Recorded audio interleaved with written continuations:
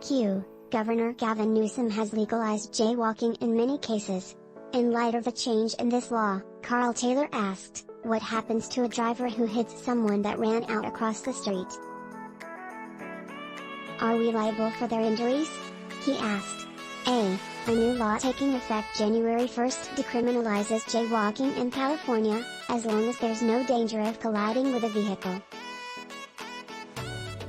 On September 30th, Newsom signed a bill allowing Californians to legally cross the street outside of designated intersections and crosswalks without being ticketed for jaywalking unless a reasonably careful person realizes there's an immediate danger of colliding with a moving vehicle.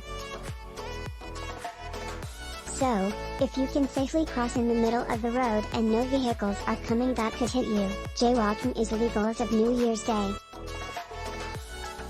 Greg Matthews, a detective with the Riverside Police Department Traffic Unit, said this new law doesn't change the responsibility of drivers and pedestrians in the roadway.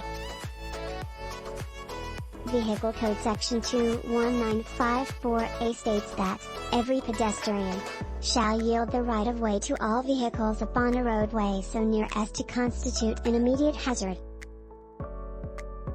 In other words, Matthews said, the law recognizes that a driver can't stop a 5,000-pound vehicle if a pedestrian suddenly steps out in front of them when they're only a short distance away. The laws of California acknowledge the laws of physics. On the other hand, 21954B states the code shall not relieve the driver of a vehicle from the duty to exercise due care of the safety of any pedestrian upon a roadway. Matthews said drivers have a responsibility to avoid colliding with all pedestrians regardless of where they choose to cross, just as pedestrians have the responsibility to not place themselves in danger. Unfortunately, drivers generally expect pedestrians to cross at intersections and are not always on alert for pedestrians crossing midlock. This new law has placed more responsibility on the pedestrian to make sure, when crossing midlock, that there are no vehicles so close that they cannot react. It will be interesting to see over the next few years if this new law results in more pedestrian-related collisions, Matthews said. Q. Diane Goyle of Temecula said she currently has a Real ID driver's license and would like to renew it.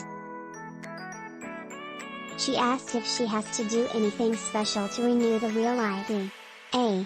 We asked the Department of Motor Vehicles about this and the answer is no, there's nothing extra that needs to be done. Drivers who already have their Real ID just need to go and renew their Real ID license as usual.